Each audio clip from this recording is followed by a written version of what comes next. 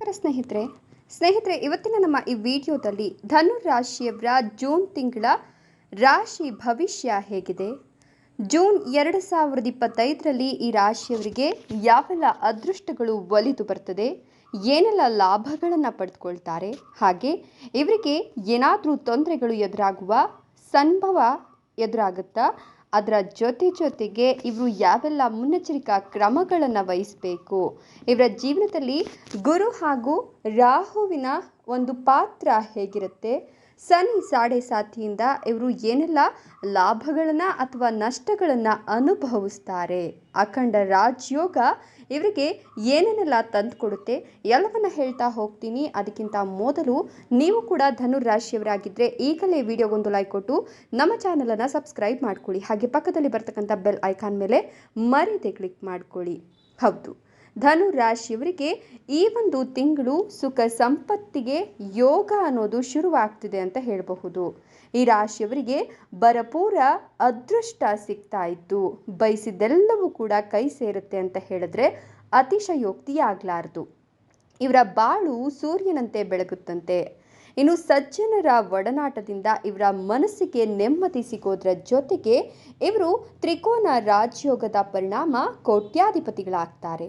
ಇವರಿಗೆ ಸ್ಥಿರವಾದ ಲಾಭ, ಕೀರ್ತಿ, ಸ್ಥಾನಮಾನ, ಪ್ರತಿಷ್ಠೆ ಎಲ್ಲವೂ ಕೂಡ ಸಿಗ್ತಾ ಹೋಗುತ್ತೆ. ಅತ್ಯಂತ ಶುಭ ಗಳಿಗೆ ಇವರ ಜೀವನಕ್ಕೆ ಎಂಟ್ರಿ ಕೊಟ್ಟಿದೆ ಅಂತ ಹೇಳಿದ್ರೆ ತಪ್ಪಾಗಲಿಕ್ಕಿಲ್ಲ. ಈ ರಾಶಿಯವರಿಗೆ ಹೊಸ ಹೂಡಿಕೆಗಳು ಹಾಗೆ ಹೊಸ ಕೆಲಸ ಕಾರ್ಯಗಳು ಸಾಕಷ್ಟು ಲಾಭವನ್ನು ತಂದುಕೊಡುತ್ತೆ. ಇವರ ಜೀವನದಲ್ಲಿ ಇವರು ನೆಮ್ಮದಿಯನ್ನು ಕಾಣ್ತಾರೆ. ಮಾಡ್ತಕ್ಕಂಥ ಪ್ರತಿಯೊಂದು ಕೆಲಸ ಕಾರ್ಯಗಳಾಗಿರಬಹುದು ಅಥವಾ ಹೊಸ ರೀತಿಯ ವ್ಯಾಪಾರ ವ್ಯವಹಾರ ಆಗಿರಬಹುದು, ಇದೆಲ್ಲದರಲ್ಲೂ ಕೂಡ ಇವರಿಗೆ ಸಂಪೂರ್ಣವಾಗಿ ಗುರುವಿನ ಬೆಂಬಲ, ಶುಕ್ರನ ಅಧಿಪತಿತ್ವ ಎಲ್ಲವೂ ಕೂಡ ಇರೋದ್ರಿಂದ ಇವರು ರಾಜಯೋಗದಲ್ಲಿ ರಾಜರಂತೆ ಜೀವನವನ್ನು ನಡೆಸ್ತಾರೆ. ಇವರ ಜೀವನಕ್ಕೆ ಐಷಾರಾಮಿ ಜೀವನ ಅಂತಲೇ ಹೆಸರಿಡಬಹುದು. ಯಾಕಂತ ಅಂದರೆ ಇವರ ಜೀವನದಲ್ಲಿ ಯಾವುದಕ್ಕೂ ಕೂಡ ಕೊರತೆ ಅನ್ನೋದು ಎದುರಾಗೋದಿಲ್ಲ. ಇವರು ಮಾಡ್ತಕ್ಕಂಥ ಪ್ರತಿಯೊಂದು ಕೆಲಸ ಕಾರ್ಯದಲ್ಲೂ ಕೂಡ ಯಶಸ್ಸು ಇವರ ಬೆನ್ನ ಹಿಂದೆಯೇ ಇರುತ್ತೆ, ಅದೃಷ್ಟ ಖುಲಾಯಿಸ್ತದೆ. ಹೀಗಾಗಿ ಇವರಿಗೆ ಯಾವುದೇ ರೀತಿಯ ಹಣಕಾಸಿನ ಸಮಸ್ಯೆ ಆಗಿರಬಹುದು ಅಥವಾ ಬೇರೆ ಯಾವುದೇ ರೀತಿಯ ಸಮಸ್ಯೆಗಳಿದ್ರೂ ಕೂಡ ಈ ಸಂದರ್ಭದಲ್ಲಿ ಎಲ್ಲವೂ ನಿವಾರಣೆಯಾಗಿ ಇವರು ಕೂತಲ್ಲೇ ಎಲ್ಲವನ್ನ ಕೂಡ ಪಡೆದುಕೊಳ್ತಾರೆ. ಹೀಗಾಗಿ ಇವರಿಗೆ ರಾಜವೈಭೋಗದ ಜೀವನ ಸಿಗುತ್ತೆ.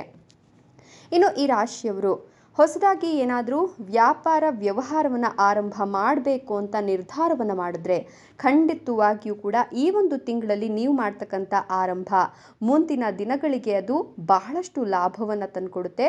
ಮುಂದಿನ ದಿನಗಳಲ್ಲಿ, ಮುಂದಿನ ವರ್ಷಗಳಲ್ಲಿ ಅತ್ಯಧಿಕ ಲಾಭವನ್ನೇ ನೀವು ಕಾಣ್ತೀರಾ. ನೀವು ಈ ಸಂದರ್ಭದಲ್ಲಿ ಒಂದು ಹೊಸ ಉದ್ಯೋಗವನ್ನು ಆರಂಭ ಮಾಡಬೇಕು ಅಥವಾ ನಾವು ನಿರುದ್ಯೋಗಿಗಳಾಗಿದ್ದೀವಿ, ಈ ಸಂದರ್ಭದಲ್ಲಿ ನಮಗೆ ಉದ್ಯೋಗ ಸಿಗುತ್ತಾ ಅನ್ನುವಂತಹ ಕ್ವಶನನ್ನು ನೀವು ಹಾಕೋದಾದರೆ ಖಂಡಿತವಾಗಿಯೂ ಕೂಡ ನಿರುದ್ಯೋಗಿಗಳಿಗೆ ಅವರು ಬಯಸಿದ ಉದ್ಯೋಗ ಕೈ ಸೇರುತ್ತೆ. ಇವರಿಗೆ ಭರಪೂರ ಅದೃಷ್ಟ ಸಿಗ್ತಾ ಇರೋದ್ರಿಂದ, ಅಖಂಡ ರಾಜಯೋಗ ನಿರ್ಮಾಣವಾಗಿರೋದ್ರಿಂದ ಇವರು ಏನೇ ಕೆಲಸ ಕಾರ್ಯಗಳನ್ನು ಮಾಡಿದ್ರೂ ಕೂಡ ಸಂಪತ್ತಿನ ಸುಯೋಗವನ್ನೇ ಕಾಣ್ತಾರೆ.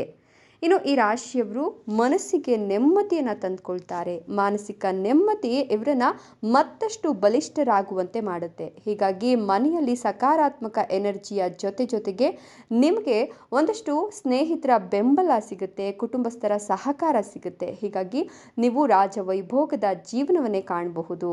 ನೀವು ಮಾಡ್ತಕ್ಕಂಥ ಎಲ್ಲ ಕೆಲಸ ಕಾರ್ಯಗಳಿಗೂ ಕೂಡ ಸ್ನೇಹಿತರು ಕೈ ಜೋಡಿಸ್ತಾರೆ, ಮನೆಯವರ ಸಹಕಾರ ಸಿಗುತ್ತೆ.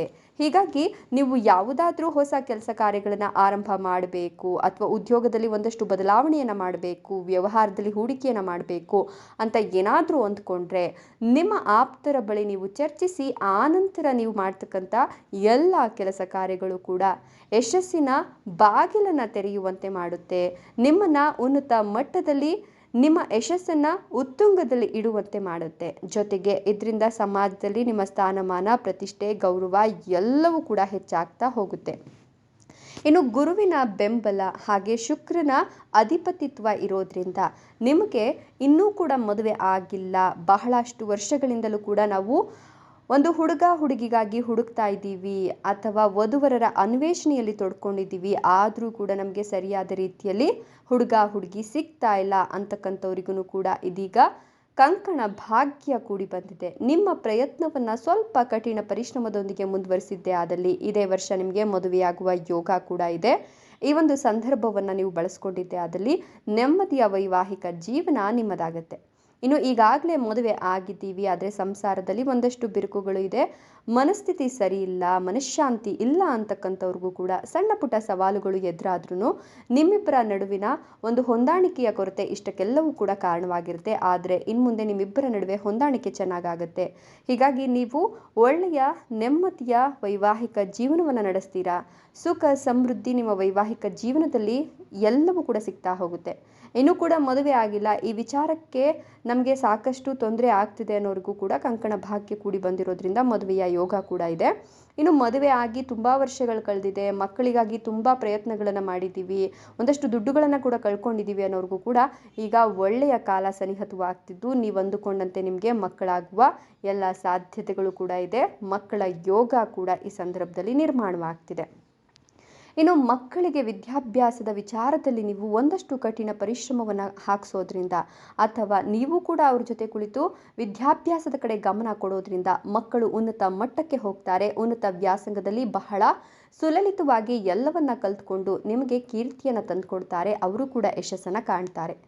ಇನ್ನು ಮಕ್ಕಳು ಓದಾಯಿತು, ಉದ್ಯೋಗಕ್ಕಾಗಿ ಎಲ್ಲ ರೀತಿಯ ಪ್ರಯತ್ನವನ್ನು ಮಾಡ್ತಾ ಇದ್ದಾರೆ, ಆದರೂ ಕೂಡ ಉದ್ಯೋಗ ಸಿಗ್ತಿಲ್ಲ ಅಂತಕ್ಕಂಥವರಿಗೆ ಈ ಸಂದರ್ಭದಲ್ಲಿ ನಿರುದ್ಯೋಗಿಗಳಾಗಿದ್ದರೆ ಉದ್ಯೋಗ ಕೂಡ ಸಿಗುತ್ತೆ. ನೀವು ಅಂದುಕೊಂಡಂತಹ ಉದ್ಯೋಗವೇ ನಿಮ್ಮ ಕೈ ಸೇರುತ್ತೆ. ಜೊತೆಗೆ ಇಷ್ಟು ವರ್ಷದಿಂದಲೂ ಕೂಡ ವಿದೇಶಿ ಪ್ರಯಾಣದ ಕನಸನ್ನು ಕಾಣ್ತಾ ಇದ್ದೀವಿ, ನಾವು ವಿದೇಶಕ್ಕೆ ಒಂದು ಪ್ರಯಾಣವನ್ನು ಮಾಡಬೇಕು, ಟ್ರಿಪ್ಪನ್ನು ಹಾಕಬೇಕು ಅಂತ ಬಹಳಷ್ಟು ಯೋಜನೆಗಳನ್ನು ಹಾಕ್ಕೊಂಡ್ವಿ, ಆದರೆ ಕೈಗೂಡಲಿಲ್ಲ ಅನ್ನೋರಿಗೂ ಕೂಡ ಈಗ ಅದು ಕೂಡ ಕೈಗೂಡುತ್ತೆ. ವಿದೇಶಿ ಪ್ರಯಾಣದ ನಿಮ್ಮ ಕನಸು ನನಸಾಗುತ್ತೆ. ಇನ್ನು ಮನೆ, ವಾಹನ, ಆಸ್ತಿ ಖರೀದಿ ವಿಚಾರದಲ್ಲೂ ಒಂದಷ್ಟು ಶನಿಯ ಪ್ರಭಾವದಿಂದಾಗಿ ಅಡೆತಡೆಗಳು ನಿರ್ಮಾಣವಾಗ್ತಾ ಇತ್ತು.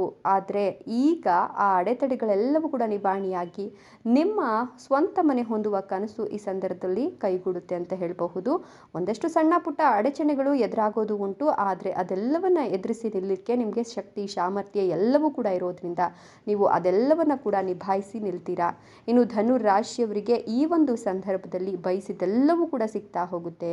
ದೀರ್ಘಕಾಲದಿಂದ ಬಾಕಿ ಇರ್ತಕ್ಕಂಥ ಕೆಲಸಗಳು ಯಶಸ್ವಿ ಆಗುತ್ತೆ. ಹಣದ ಒಳಹರಿವಿಗೆ ಹೊಸ ಮಾರ್ಗಗಳು ಚೆನ್ನಾಗಿ ಸಿಗುತ್ತೆ. ಸಂಗಾತಿಯ ಸಂಪೂರ್ಣ ಬೆಂಬಲವನ್ನು ಪಡೆದುಕೊಳ್ತೀರಾ. ಇನ್ನು ವಿದ್ಯಾರ್ಥಿಗಳು ಸ್ಪರ್ಧಾತ್ಮಕ ಪರೀಕ್ಷೆಗಳಲ್ಲೂ ಕೂಡ ಅಪಾರ ಯಶಸ್ಸನ್ನು ಪಡೆದುಕೊಳ್ತಾರೆ.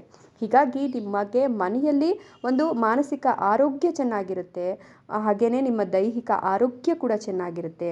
ನಿಮ್ಮನ್ನು ನೀವು ಆರೋಗ್ಯವಾಗಿರಿಸಿಕೊಂಡು ಸಾಕಷ್ಟು ಲಾಭವನ್ನೇ ಕಾಣ್ತೀರಾ ಅಂತ ಹೇಳಬಹುದು. ಇನ್ನು ದೀರ್ಘಾವಧಿಯ ಗುರಿಗಳ ಮೇಲೆ ನೀವು ಕೇಂದ್ರೀಕರಣವನ್ನು ಮಾಡಿದ್ದೇ ಆದಲ್ಲಿ ಖಂಡಿತವಾಗಿಯೂ ಯಶಸ್ಸು, ಲಾಭ ಎಲ್ಲವೂ ಕೂಡ ಕಟ್ಟಿಟ್ಟ ಬುತ್ತಿ. ಇದು ಧನು ರಾಶಿಯವರ ಈ ಒಂದು ತಿಂಗಳ ರಾಶಿ ಭವಿಷ್ಯ ಆಗಿದೆ. ಧನ್ಯವಾದಗಳು.